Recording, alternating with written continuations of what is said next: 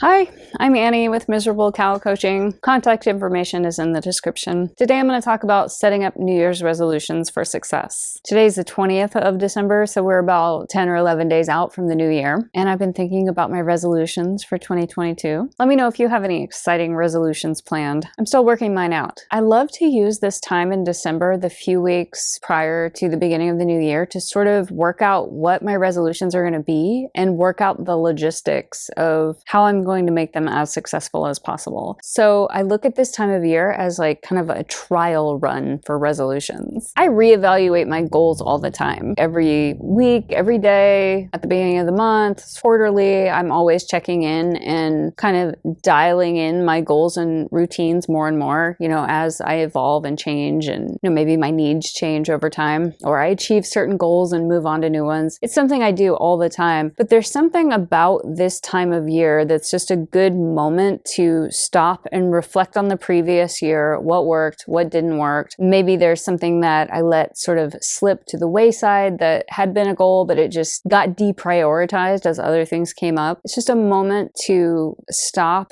and reevaluate, make really conscious decisions about what I want moving forward in the next year. There are some fundamental rules to successful habit creation. Goals that are really well designed are successfully executed, and ones that are sort of poorly designed often don't work out. So I use this time of year to sort of trial run and practice different habits and routines to really dial in what specifically is going to make them successful. One of the most important principles is not setting too many goals. I fall into that trap a lot because if I let my imagination go wild, there are so many things that I want to achieve, but it isn't actually realistic to achieve them all or work on them all right now. Doesn't mean that they're never achievable. It just means that for the new year, as I'm picking my goals and routines, I need to focus on starting small and building on that. If you overcommit to too many new things at once, then some of those things just aren't going to work out. So it really is better to narrow down and focus on a few main goals and design them in such a way that they are achievable so that you are unlikely to fail or flake on them,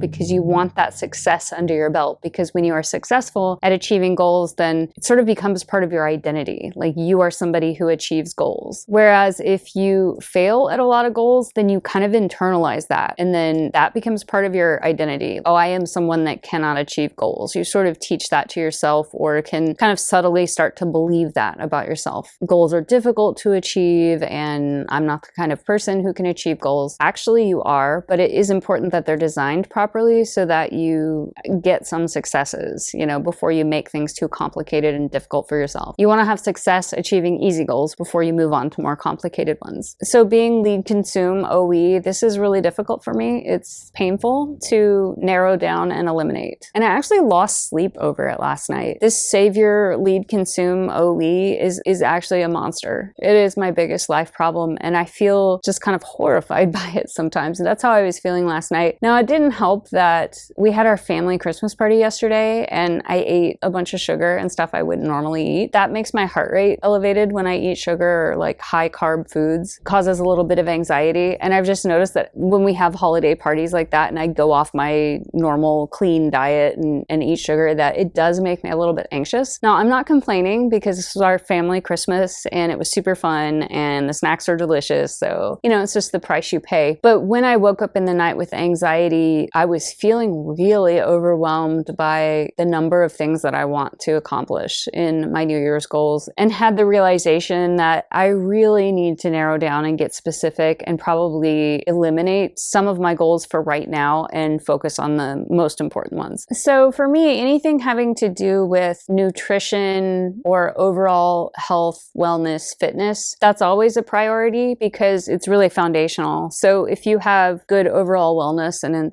good sleep habits, nutrition, fitness routine, it really makes everything else easier. It makes you more likely to succeed at every other thing that you do in your life. And so I always make that a priority. And that's one of the reasons that I exercise first thing in the morning so that I know that that's non-negotiable. I get it done right away. Whatever happens in the rest of the day just happens. At least I know that the fitness is done. So I've been looking at my current health and fitness routine and thinking about what I've been doing in the last 90 days for fitness and what changes I want want to make. And I've thought of some changes, and I'm just kind of thinking out the logistics of that, what I want to do specifically and how I want to hold myself accountable and how I'm going to track it. Tracking habits is a really big part of success. I need to somehow objectively write them down and keep track of what I've done in order to succeed. So I've been setting all that up in my spreadsheets and organization. The other thing I'd like to focus on is practicing guitar and singing more consistently. I've been kind of sad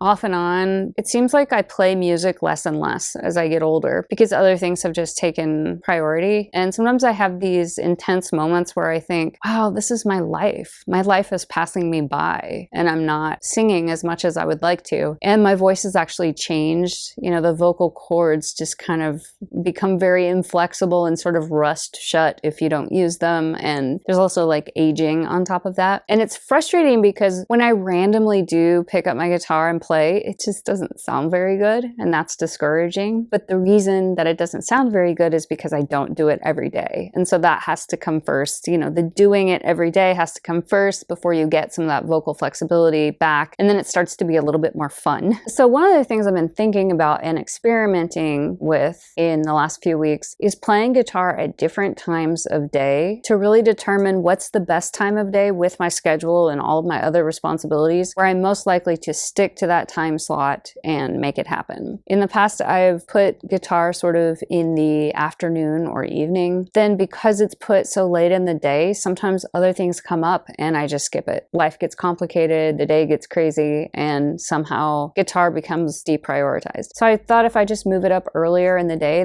that might be something that could work. So I've been experimenting with that. So I wake up super early and I do some journaling, drink some coffee. I do some chores, waiting for the sun to come up. And then I get outside with my dog, get some exercise, and then more chores, administrative stuff having to do with my business. And then I eat lunch. And I was thinking, maybe I should just pick a time slot and sit down and play guitar before I eat lunch. That makes sense. So I've been experimenting with that. So in service of making daily guitar playing as achievable as possible, as I've been practicing over the last couple of weeks, I'm also looking for any points of friction. Anything that comes up that might prevent me from following through, anything that makes it difficult. Kind of dialing in the order of operations for when I play guitar. And it sounds really like nitpicky and anal, but it's stuff like turning on the amp first. I have this big tube amp here that wants to be turned on and warmed up. So it's like remembering to turn it on and then maybe go do some chores while it's warming up. Where do I sit?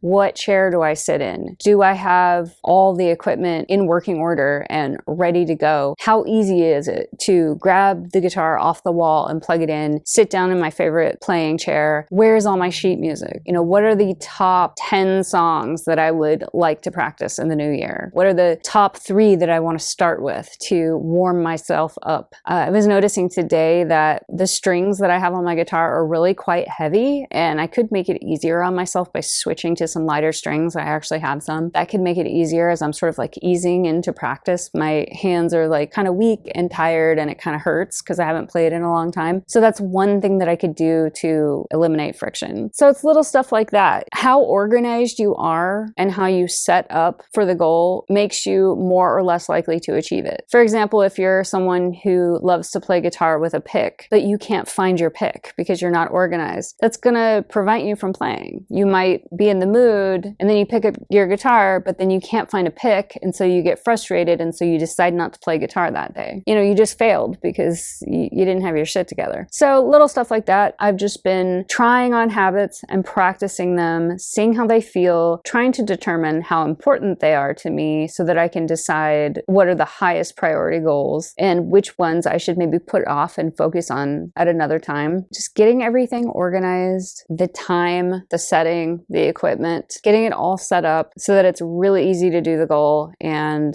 I'm not likely to fail. So for the last few years, I've been thinking about December in that way. It's sort of like a pre-trial for New Year's resolutions, and I really like it. I like the feeling of freedom that there's not as much pressure because like this isn't the real resolution that starts on January 1st. This is sort of the experimentation phase where we're kind of working out the logistics and really deciding which goals are most important. That's what I've been doing today. And also just having a super mellow, rainy post-Christmas party day. It feels like a Sunday. It's actually a Monday, and I'm just sitting here trying to metabolize all this sugar that I ate yesterday. Anyway, let me know what your New Year's resolutions are, and if you'd like some help clarifying resolutions or working on a plan to achieve them, you know where to find me. My information is in the comments.